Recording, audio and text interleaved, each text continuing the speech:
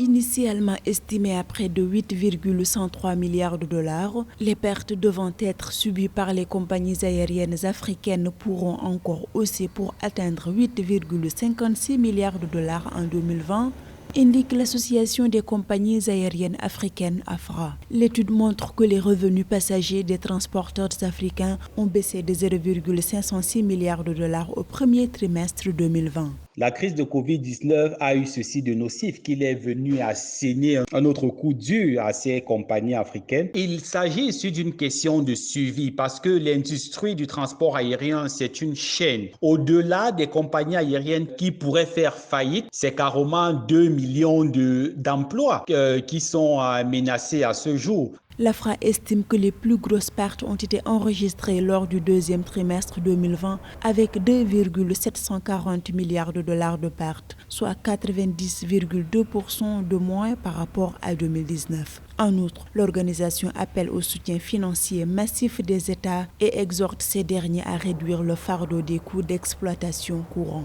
Qu'en est-il de la relance? Les perspectives les plus optimistes estiment qu'il faudra pratiquement attendre au minimum 3 ans pour espérer revenir à des tendances de trafic d'avant Covid-19. Pour une reprise optimale du trafic aérien, l'Organisation de l'aviation civile internationale recommande entre autres le port du masque, la désinfection routinière, les tests de dépistage, la sensibilisation ainsi que le suivi des contacts pour isoler efficacement tout voyageur qui pourrait devenir symptomatique et infectieux après son arrivée.